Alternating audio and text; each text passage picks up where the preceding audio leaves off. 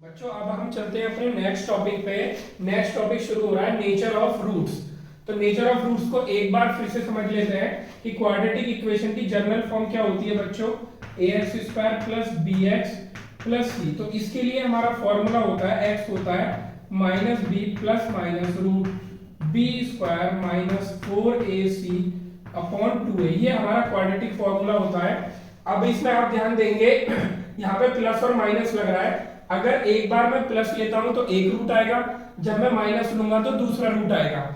तो nature of roots इसी से पता चलती है हमारी कि अगर यहाँ पे ए बी सी हमारे इस जनरल इक्वेशन में रियल नंबर्स होते हैं, लेकिन ये जो अंडर रूट वाली वैल्यू होती है सब कुछ इसी पे डिपेंड करता है कि हमारी नेचर ऑफ रूट्स कैसे होंगे। क्योंकि बी और ए तो रियल है तो सब कुछ रियल आएगा, लेकिन अगर अंडर रूट के अंदर हमारा नेगेटिव आ जाता है तो वो हमारा रियल नंबर नहीं होता है। तो इस पे डिपेंड करेगा बी स्क्वायर माइनस 4ac पे। तो बी स्क्वायर माइनस 4ac को बोलते हैं हम डिस्क्रिमिनेंट। तो इसको डी से रिप्रेजेंट करते हैं b square minus 4ac। First case लेता हूं जब d ग्रेटर देन 0 आएगा तो अंडर रूट के अंदर पॉजिटिव वैल्यू हो जाएगी। जब भी अंडर रूट के अंदर पॉजिटिव वैल्यू होती है तो वो हमारे कैसे नंबर होता है, रियल। तो यानी वो रियल हो जाएंगे। अब देखो अंडर रूट के अंदर पॉजिटिव वैल्यू है तो वो वैल्यू एक बार माइनस बी में प्लस होगी और एक बार माइनस बी में माइनस होगी। यानी एक रूट के लिए हम प्लस करते हैं, दूसरे रूट के लिए माइनस लेते हैं, तो यानी वो दोनों रूट हमारे अलग अलग आएंगे, यानी अनइक्वल होंगे। यानी जब b square minus 4ac greater than 0 होता है, यानी d ग्रेटर देन 0 होता है, तो रूट हमारे रियल और अनइक्वल होते हैं। सेकंड केस है हमारा कि d लेस देन 0। अगर लेस देन 0 है यानी अंडर रूट के अंदर नेगेटिव वैल्यू आ गई तो हमारे जो रूट है वो रियल ना होके कैसे हो जाएंगे, नॉन रियल, और इनको कॉम्प्लेक्स भी बोल सकते हैं, और अनइक्वल भी होंगे। क्योंकि जो भी वैल्यू होगी वो एक बार प्लस हो रही होगी और एक बार माइनस हो रही होगी। थर्ड केस आता है जब हमारा d इज इक्वल टू 0 होता है। ये थर्ड केस, ये सेकंड केस और ये हमारा फर्स्ट केस। तो थर्ड केस में क्या होता है, अगर ये अंदर वाली वैल्यू हमारी 0 हो जाती है, 0 हो जाएगी तो ये वाला पूरा फैक्टर यहाँ से हट जाएगा, यानी ये 0 हो जाएगा और इस प्लस माइनस का रोल भी खत्म हो जाएगा। तो जब प्लस माइनस का रोल खत्म हो गया तो क्या बचेगा, माइनस बी अपॉन 2a। दोनों रूट यही हो जाएंगे, minus b upon 2a minus b upon 2a। यानी इस वाली कंडीशन में रूट तो क्या होंगे, हमारे रियल होंगे, क्योंकि b और a आएंगे, अंडर रूट वाला पार्ट खत्म ही हो गया। रियल होंगे और इक्वल भी होंगे, क्योंकि जो प्लस माइनस लग रहा है अब उसका रोल खत्म हो चुका है, क्योंकि उसके बाद वाली टर्म 0 हो चुकी है। तो ये नेचर ऑफ रूट्स है, इनको ध्यान रखेंगे। d ग्रेटर देन होगा तो रियल और अनइक्वल होंगे, d लेस देन 0 होगा तो नॉन रियल होंगे और अनइक्वल होंगे, और d इज इक्वल टू 0 होगा तो दोनों रूट रियल होंगे और इक्वल होंगे। अब चलते हैं इस पे बेस्ड क्वेश्चंस पे। आप इसको नोट डाउन कर सकते हैं फॉर्मूला को और नेचर ऑफ रूट्स को। अब देखते हैं हम नेचर ऑफ रूट्स के क्वेश्चंस को। पहला क्वेश्चन है हमारा 4x square minus 5x plus 3। सबसे पहले इसको जनरल फॉर्म से कंपेयर करते हैं, ax square plus bx plus c is equal to 0, जिससे abc फाइंड हो जाए। x स्क्वायर का जो भी कोफिशिएंट होगा वो a होगा, x का जो भी कोफिशिएंट होगा वो हमारा b होगा विद साइन। यहाँ पे जो x का कोफिशिएंट है वो 5 है और वो भी नेगेटिव साइन के साथ, तो b हमारा होगा -5 और c हो जाएगा हमारा 3। तो नेचर ऑफ रूट के लिए मेरे को d फाइंड करना है, यानी b स्क्वायर माइनस 4ac। तो b स्क्वायर यानी -5 का स्क्वायर माइनस 4a कितना है 4 और c कितना है 3। तो यहाँ पे हम ये देखेंगे 25 माइनस 4 4 जा 16, 16 3 जा 48। तो यहाँ पे हमारा माइनस का आएगा, 8 में से 5 माइनस हुआ तो 3 और 4 में से 2 माइनस हुआ तो कितना जाएगा 2, यानी -23। यहाँ पे हम ये देख रहे हैं कि जो d है वो लेस देन 0 आ रहा है, यानी नॉन रियल रूट्स है। कैसे रूट्स है, नॉन रियल और अनइक्वल। ठीक है, अब सेकंड केस देखते हैं जरा। d लेस देन 0 आया यानी नेगेटिव आया, तो ये नॉन रियल रूट्स होंगे हमारे। ठीक है, इसके बाद आ जाते हैं हम सेकंड क्वेश्चन पे। जनरल फॉर्म से कंपेयर करेंगे, ax square plus bx plus c is equal to 0, a is equal to 3, b is equal to -4 root 3 और c इज इक्वल टू हो जाएगा 4। तो इसमें भी d को कैलकुलेट करेंगे, b स्क्वायर माइनस 4ac। तो b यानी -4 रूट 3 का स्क्वायर माइनस 4, a कितना है 3 और c कितना है 4। तो ये कितना जाएगा, प्लस में ही आंसर आएगा, 4 4 जा 16 3 जा 48 -4 4 जा 16 3 जा 48, यानी इस केस में हमारा डी जीरो आ गया। और जब भी डिस्क्रिमिनेंट डी जीरो होता है तो हमारे रूट कैसे होते हैं, इक्वल और रियल। तो इसमें नेचर क्या आई है, रियल और इक्वल। तो अब हम, ये हमारे नॉर्मल चेक करने वाले क्वेश्चन थे। अब चलते हैं थोड़े से डिफरेंट क्वेश्चंस पे।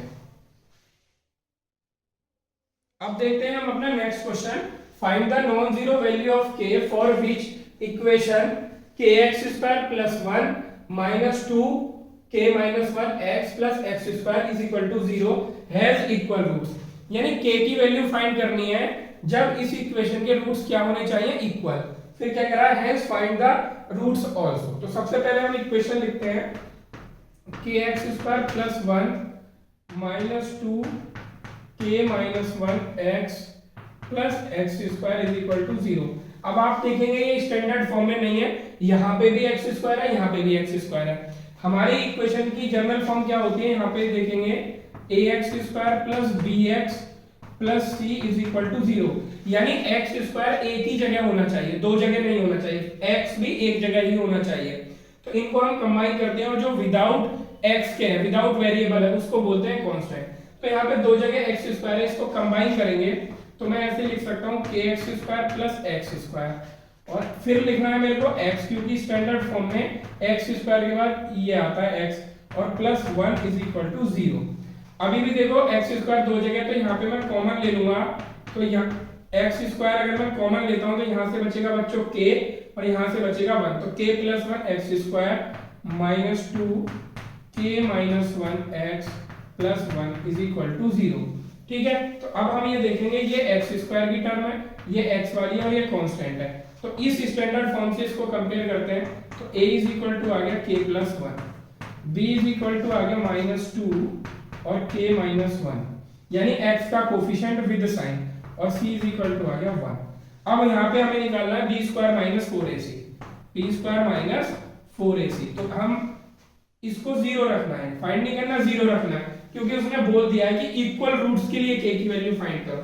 तो जल्दी से रखते हैं, b² का मतलब है माइनस 2 और k माइनस 1 का होल स्क्वायर माइनस 4, a कितना है हमारा k प्लस 1, और c कितना है 1 इज इक्वल टू 0 रखना है। अब आपको ये इस बात का ध्यान रखना है कि माइनस 2k माइनस 1 जो है, यहाँ पे अगर 4 आता है और यहाँ भी 4 है, तो हमारी कैलकुलेशन इजी हो जाएगी। इस 4 को अंदर मल्टीप्लाई नहीं करना है और ना इस 2 को अंदर मल्टीप्लाई करना है। माइनस 2 का स्क्वायर हो जाएगा बच्चों 4, और ये हो जाएगा k माइनस 1 का होल स्क्वायर माइनस 4 और k प्लस 1। तो इन दोनों ब्रैकेट से मैं 4 कॉमन ले लूंगा, तो क्या बचेगा मेरे पास, अंदर यहाँ से बचेगा k माइनस 1 का होल स्क्वायर, और यहाँ से बचेगा मेरे पास k plus 1 is equal to 0। ये 4 इधर जाके 0 में चला जाएगा। अब हमारे पास केवल ये बचा है, इसको ओपन करते हैं, तो क्या आ जाएगा k² प्लस 1 माइनस 2k, ठीक है, और माइनस में आ जाएगा k minus 1 is equal to 0। ठीक है, ये आ गया हमारा। अब 1 से 1 कैंसिल, यहाँ आ जाएगा k² minus 3k is equal to 0। बहुत सारे बच्चे क्या करते हैं कि इस 3k को उधर ले जाएंगे और k से k कैंसिल कर देंगे, तो k इज इक्वल टू 3 आ जाएगा, जबकि हमें ऐसा नहीं करना है। कभी भी क्वाड्रेटिक इक्वेशन बननी है तो हमें उसके दो ही आंसर देने हैं, क्योंकि जितनी पावर होती है वेरिएबल की उतने ही आंसर आते हैं। तो यहाँ k की पावर 2 है, तो दो आंसर आएंगे, यहाँ पे k कॉमन ले लेंगे, k into k minus 3 is equal to 0, बारी बारी से 0 रखेंगे, k is equal to 0, k is equal to 3। अच्छा, वो जो मैं बता रहा था जिससे एक वैल्यू एलिमिनेट हो जाती है, उसको करके दिखा देता हूँ। ज्यादातर बच्चे क्या करते हैं, इस 3k को उधर ले जाएंगे, k² is equal to 3k, और एक k से एक k को कट कर देंगे, यानी k इज इक्वल टू 3, यानी एक वैल्यू एलिमिनेट कर लेते हैं, वो यानी k की वैल्यू 0 खत्म हो जाती है। वैसे इस क्वेश्चन में k इज इक्वल टू 0 का कोई रोल नहीं है, क्योंकि उसने पहले ही नॉन जीरो वैल्यू बोला है, तो हम तब भी k को 3 ही लेंगे। लेकिन हर एक क्वेश्चन में जरूरी नहीं है कि वो नॉन जीरो बोले, तो दो वैल्यू भी हमारी k की हो सकती है। तो k की वैल्यू 3 आ गई। अब हम इस ये वाली इक्वेशन बनी थी, k की वैल्यू यहाँ पे 3 रख के इक्वेशन बनाएंगे, क्योंकि उसने ये बोला है कि उसके रूट्स भी फाइंड करो। उससे भी एक इजी मेथड है हमारे पास कि मैंने ABC निकाल रखे हैं, तो डायरेक्टली मैं अगर इसमें वैल्यू k की पुट कर देता हूँ तो मेरे पास ABC आ जाएंगे। दूसरी बात, जब वो इक्वल रूट्स के लिए निकाला गया है, तो इक्वल रूट्स में मैंने फॉर्मूला बताया था x इज इक्वल टू होता है minus b plus minus under root d upon 2a। उसमें d जीरो हो जाता है, d जीरो हो जाता है तो दोनों रूट इक्वल आते हैं, जो कि क्या होते हैं हमारे माइनस बी अपॉन 2a और माइनस बी अपॉन 2a। तो हम abc निकाल लेंगे यहाँ से k की वैल्यू रख के और माइनस बी अपॉन 2a से रूट फाइंड कर देंगे। तो आपको k इज इक्वल टू 3 ये वैल्यू हमने ली है और इसको छोड़ देंगे, तो k की वैल्यू इसमें पुट कर दो a में। तो जब मैं a में पुट करूंगा k की वैल्यू तो 3 प्लस 1 यानी कितना हो गया 4। b की वैल्यू कितनी आएगी 3 रख दो इसमें, 3 माइनस 1 यानी ये कितना हो जाएगा 2 और 2 2 जा 4 यानी माइनस 4। और c की वैल्यू कितनी है उसमें k है ही नहीं, ये 1 है। तो अगर मैं रूट निकालूं तो कितना आएगा x is equal to minus b upon 2a, b कितना है माइनस 4 अपॉन 2 इंटू a कितना है 4। ये ऊपर वाला हो जाएगा हमारा प्लस और नीचे आ जाएगा 4 2 जा 8, 4 1 जा 4, 4 2 जा 8, यानी इसके रूट्स कितने आएंगे दोनों सेम होंगे 1 अपॉन 2 1 अपॉन 2।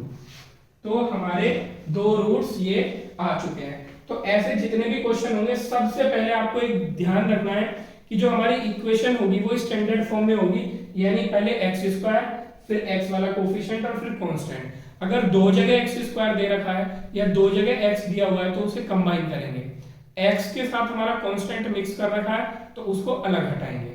ठीक है, अब चलते हैं हम अपने नेक्स्ट क्वेश्चन पे, आप इसको नोट डाउन कर लीजिए इजीली। अब चलते हैं हम अपने नेक्स्ट क्वेश्चन पे। If -2 is a root of the equation, -2 जो है वो इस इक्वेशन का रूट हमें गिवन है। Find the value of k so that roots of the equation this are equal. यानी हमें क्या करना है इस इक्वेशन के रूट को इक्वल करना है। तो इस इक्वेशन के रूट को जब इक्वल करना है तो क्या करना पड़ेगा हमें b स्क्वायर माइनस 4ac यानी डिस्क्रिमिनेंट 0 के इक्वल करना पड़ेगा। तो जब मैं इस इक्वेशन को देखता हूं तो आप ध्यान से देखो x स्क्वायर है यहाँ मेरे पास, लेकिन जो सेकंड टर्म है वो कंफ्यूज करने के लिए दे रखी है, ये kx की तरह लग रहा है, जबकि यहाँ पे ये x वाली टर्म है ही नहीं। हमें सबसे पहले x वाली ढूंढनी है, उसको अलग करना है और बाकी सबको एक साथ रखना है। तो इस इक्वेशन को मैं यहाँ पे ऐसे लिख सकता हूँ एक्स स्क्वायर इस k का इस ब्रैकेट में मल्टीप्लाई करवा प्लस 4kx इसमें मल्टीप्लाई कर दिया plus k square minus k, ठीक है, और plus p is equal to 0। ये इक्वेशन बनी। अब ये स्टैंडर्ड फॉर्म में है, ये ax स्क्वायर, ये है bx और ये इतना बड़ा है हमारा c। तो इसमें हम क्या करेंगे इसके रूट्स को इक्वल करना है और मेरे को k की वैल्यू फाइंड करनी है। तो इसको पहले जनरल फॉर्म से कंपेयर करेंगे, ax square plus bx plus c is equal to 0। तो बच्चों a कितना है मेरा 1, b कितना है x का कोफिशिएंट यानी x के साथ जो भी है वो b हो जाएगा और बाकी जो कांस्टेंट बचा हुआ है वो मेरा क्या हो जाएगा बच्चों c हो जाएगा। ये हो गया हमारा c। अब देखो जब मैं b स्क्वायर माइनस 4ac को इक्वल रखूंगा 0 के तो वहां से k में एक प्रॉब्लम आएगी कि हमारे वहां पे p भी होगा। चलो इसको देख लेते हैं।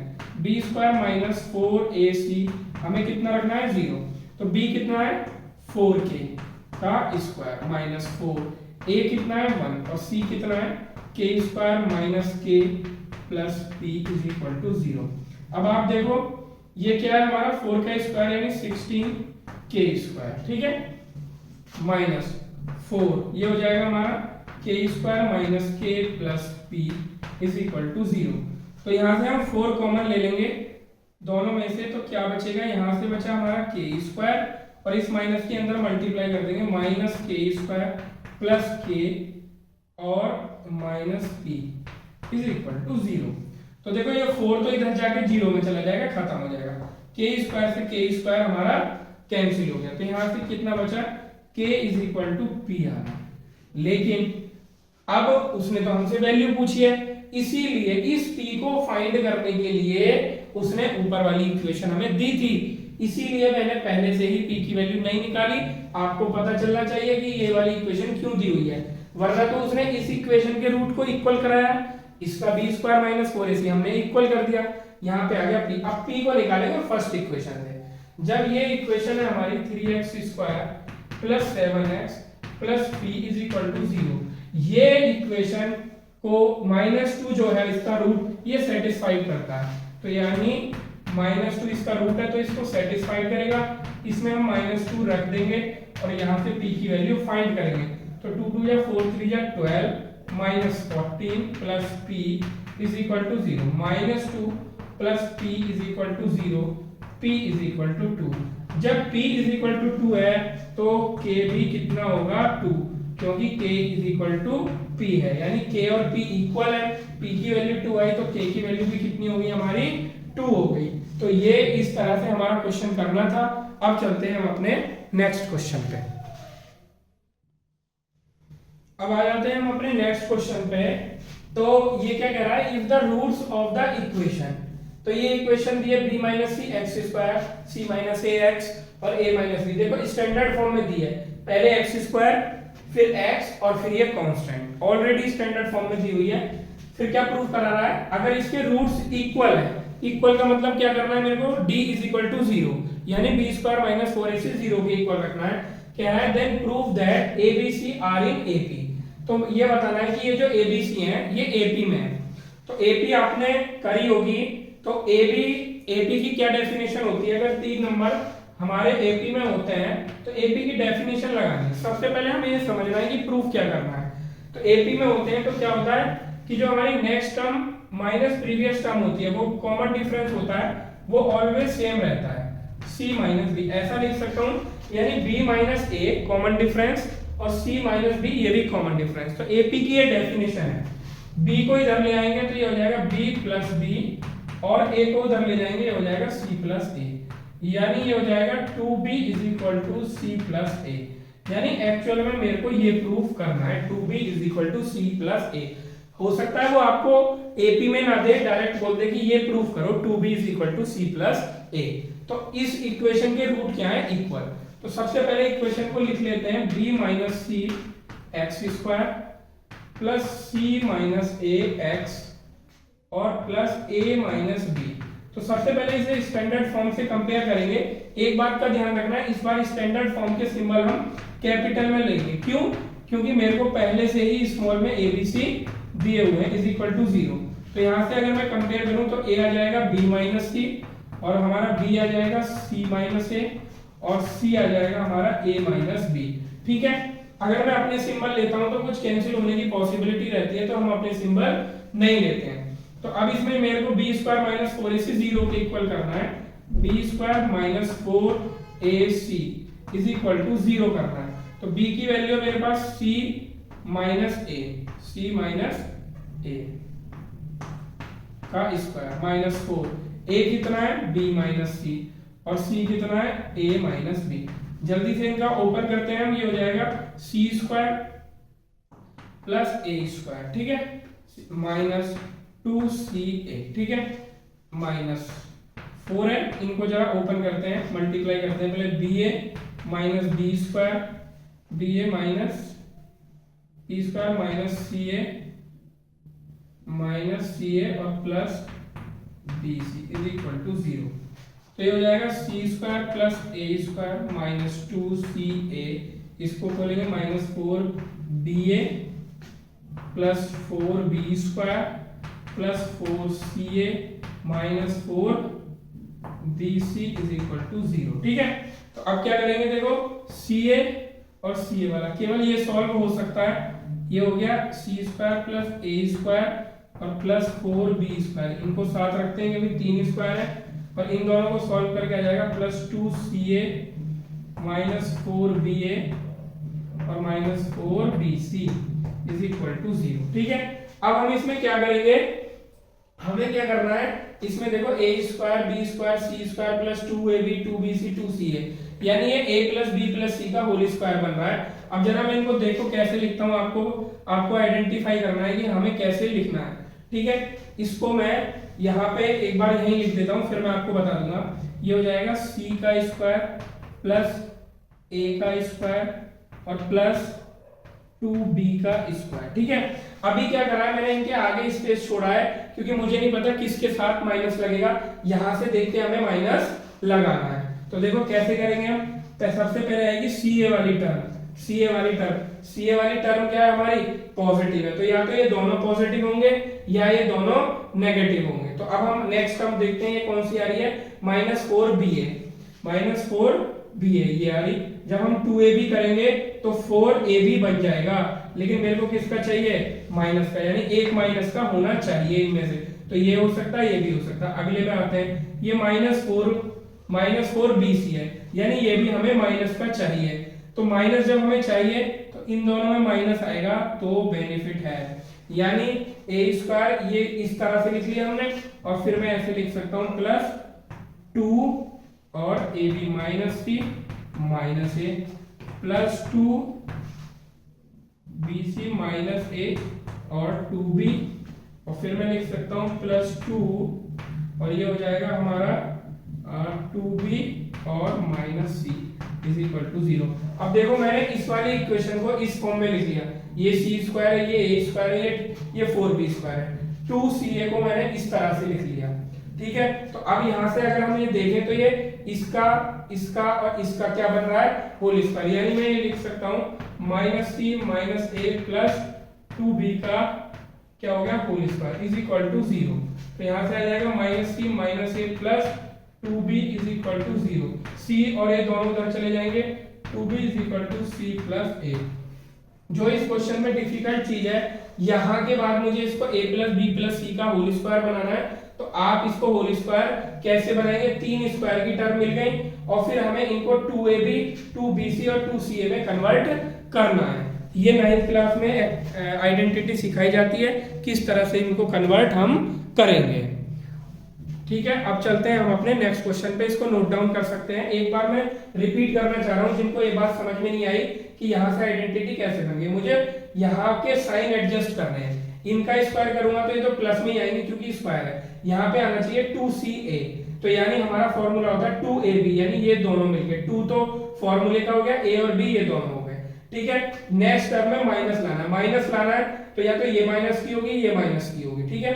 तो जब कोई एक माइनस की होगी, जब हम थर्ड टर्म को देखेंगे तो हमें पता ही चल जाएगा कि कौन सा माइनस होगा। जब हम थर्ड टर्म को देख रहे हैं तो थर्ड टर्म भी हमारी माइनस की आ रही है, तो यानी अगर मैं इसको माइनस ले लेता हूं और इसको भी माइनस ले लेता हूं तो प्लस हो जाती है, यानी ये हमारा प्लस का रहेगा, ये दोनों हमारे माइनस के रहेंगे। अब चलते हैं अपने नेक्स्ट क्वेश्चन पे। अब आते हैं हम अपने नेक्स्ट क्वेश्चन पे, इफ द क्वाड्रेटिक इक्वेशन ये दी हुई है, देखो ये x², ये x और ये बचा हुआ हमारा कांस्टेंट, यानी स्टैंडर्ड फॉर्म में दी हुई है, have equal roots, prove that c² = a² और 1 + m²।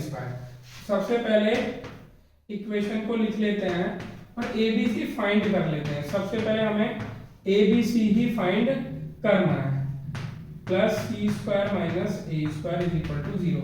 पहले से ही a और c हमें दिया हुआ है क्वेश्चन में, तो हम अपने abc कैपिटल ले लेंगे, यानी ax² + bx + c से हमें कंपेयर करना है, तो कैपिटल A कितना आ जाएगा हमारा 1 + m², कैपिटल B कितना आ जाएगा 2mc और कैपिटल C आ जाएगा c² - a²। इक्वल रूट्स दिए तो हमें क्या करना है, b² - 4ac कितना रखना है, 0 के इक्वल, b की वैल्यू है हमारा 2mc² -4, a कितना हो जाएगा 1 + m² और c कितना हो जाएगा c² - a², इसको 0 के इक्वल रखना है, तो ये हो जाएगा 4m² c²। आप ये देख रहे हो मैक्सिमम क्वेश्चन में यहाँ पे 4 बन रहा है और ये वाला 4 हमारा फॉर्मूले का होता है, तो आपको इस 4 को या इधर वाले 4 को मल्टीप्लाई नहीं करना है, इसको ब्रैकेट के अंदर मल्टीप्लिकेशन में नहीं ले जाना है, कैलकुलेशन बहुत डिफिकल्ट हो जाएगी। 4 को ऐसे ही रहने देते हैं, करेंगे 1 से c² - a² + m² c² - m² a² = 0, ठीक है। 4 कॉमन ले लेंगे और ये इधर बाद में 0 में चला जाएगा, m² c², ये माइनस सबके साइन चेंज कर देगा, तो -c² + a² - m² c² + m² a², ठीक है, = 0। ये 4 इधर 0 में चला जाएगा, तो यहाँ पे देखो m² c² से ये कैंसिल। अब जो हमारा बचा है हम उसको लिख लेते हैं, क्या बचा है हमारा -c² + a² + m² a square is equal to 0। अब देखो अपना प्रूफ देख लेते हैं। जो ए है वो इज इक्वल टू के राइट साइड है और जो हमारा सी है वो इज इक्वल टू के लेफ्ट हैंड साइड है। तो हम क्या करेंगे, ए और सी को अलग अलग कर लेंगे। हम सी स्क्वायर को उधर ले जाते हैं, यानी A square plus A square M square is equal to हो जाएगा सी स्क्वायर। देखो क्या किया है मैंने, लास्ट स्टेप में बस सी स्क्वायर को उधर ले गया हूं, बाकी एज इट इज यहाँ पे मैंने लिख दिया। तो यहाँ दोनों फैक्टर से ए स्क्वायर कॉमन आ जाएगा, 1 plus m square is equal to c square. ये हमें प्रूव करना था। तो ये हमारा प्रूफ आ चुका है। जितने भी इस टाइप के क्वेश्चन होंगे उसमें ज्यादातर रूट्स आपको इक्वल दिए होंगे। बी स्क्वायर माइनस 4ac को 0 के इक्वल आपको पुट करना है। अब चलते हैं हम अपने नेक्स्ट क्वेश्चन पे। अब आ जाते हैं हम अपने नेक्स्ट क्वेश्चन पे। क्या कह रहा है, if the roots of the equation C square minus A B X square minus 2a square minus B C X और बी स्क्वायर माइनस ए सी। इक्वेशन हमारी स्टैंडर्ड फॉर्म में लिखी हुई है, A X square plus B X plus C की form में, are real and equal. मैंने बताया था इस टाइप के ज्यादातर क्वेश्चन में जिसमें प्रूफ कराता है तो ज्यादातर रूट्स हमें इक्वल दिए होंगे। तो जल्दी से इसको लिख के अपना वाला एबीसी फाइंड कर लेते हैं, जो हमारे फॉर्मूले के एबीसी हैं। पहले से एबीसी देता है तो हम क्या करते हैं, उन अपने वाले फॉर्मूले वाले एबीसी को कैपिटल ले लेते हैं। क्या कर लेते हैं, कैपिटल ले लेते हैं। तो इसका कंपैरिजन करेंगे हम A X square plus B X और प्लस सी से करेंगे। तो बच्चों ए कितना आएगा हमारा, सी स्क्वायर माइनस ए बी। अब मुझे लगता है कि ए बी सी सभी बच्चों को फाइंड करना आ गया होगा, इसमें कोई प्रॉब्लम नहीं है। ठीक है, ये हो गया हमारा ए बी सी। ठीक है, अब वही करना है, बी स्क्वायर माइनस 4ac, ठीक है, is equal to 0। Value put करो, बी में फिर से -2 आ गया जो कि स्क्वायर होके क्या बन जाएगा बच्चों, 4 बन जाएगा। इस -2 को कभी भी अंदर मल्टीप्लाई नहीं करना है। 4 ए कितना है, सी स्क्वायर माइनस ए बी और सी कितना है, b square minus A c is equal to 0। अब क्या करेंगे, ये हो जाएगा बच्चों 4 और ये हो जाएगा हमारा ए स्क्वायर माइनस बी सी का होल स्क्वायर माइनस 4 और इनका मल्टीप्लाई कर लेते हैं तो सी स्क्वायर बी स्क्वायर माइनस कितना आ जाएगा, ये हमारा ए सी क्यूब आ जाएगा माइनस ए बी क्यूब आ जाएगा और प्लस आ जाएगा हमारा A square B C is equal to 0। बच्चों 4 कॉमन ले रहा हूँ और साथ ही साथ ये होल स्क्वायर भी खोलता हूँ, ए की power 4 plus b square c square minus 2 ए स्क्वायर बी सी। ठीक है, ये 4 बाहर जा चुका है, ये माइनस अंदर मल्टीप्लाई होगा तो क्या बचेगा, minus b square c square plus a c cube plus a B cube minus a square B c. सबके साइन चेंज करके मैंने लिख दिया है। 4 इधर जाके 0 में हो जाएगा। अब देखते हैं क्या क्या कैंसिल हो रहा है, बी स्क्वायर सी स्क्वायर और कोई लाइक टर्म्स है ये ए स्क्वायर बी सी ए square B C.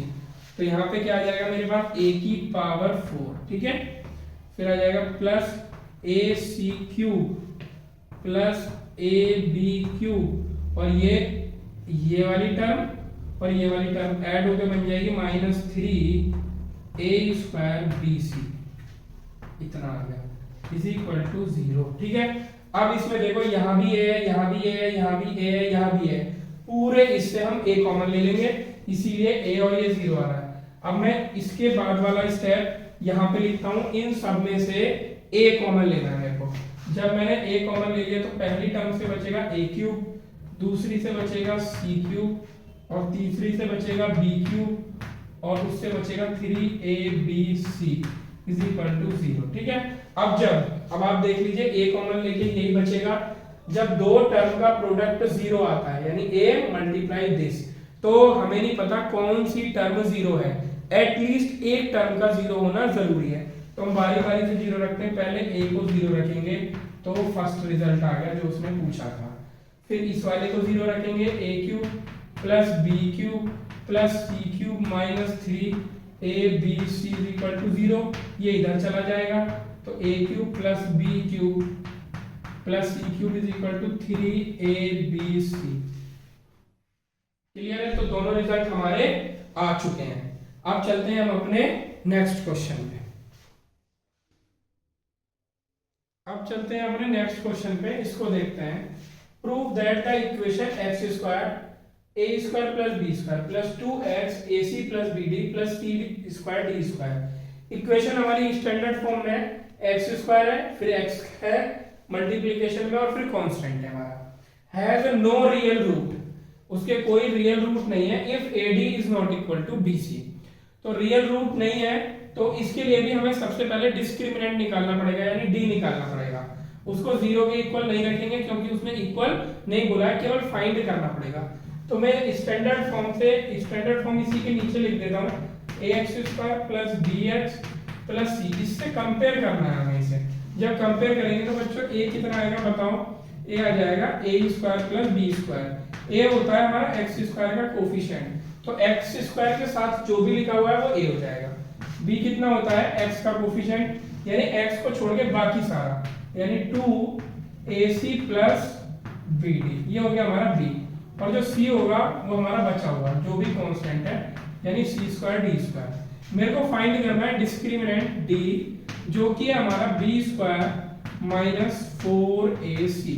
Value put करेंगे, b की वैल्यू आ जाएगी 2ac प्लस bd। देखो 2 आ चुका है, तो लेकिन इस बार हम इसको जीरो में नहीं ले जाएंगे, ये 4 लेकिन हाँ कॉमन आ जाएगा, और ये बाहर हमारा चलता रहेगा, ये हो जाएगा c square plus D square. ठीक है, इस बार जीरो नहीं रखेंगे क्योंकि मैं इसको कैलकुलेट कर रहा हूँ। 4 आ गया, 2 का स्क्वायर 4, और इसका होल स्क्वायर भी मैं खोल रहा हूँ इस टाइम, और 4 ये वाला भी मैंने कॉमन ले लिया है। इसका होल स्क्वायर जब खोलेंगे a square c square plus b square D square, ये हो गया बच्चों a square plus b square plus 2ab, यानी इनका multiply a b c d, ये आ गया हमारा इसका होल स्क्वायर। और जो 2 का स्क्वायर था 4 वो मैंने बाहर ले लिया, ये 4 बाहर जा चुका है।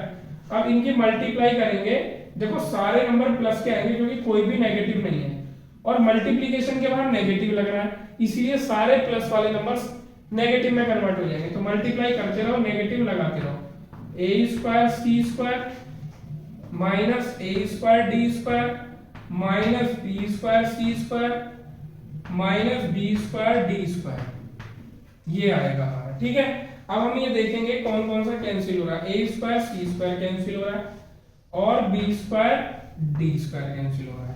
तो अंदर क्या बच रहा है बच्चों, 4 ब्रैकेट में बताओ क्या बचा है, 2abcd minus a square D square और minus b square c square, ये इस तरह से बच गया।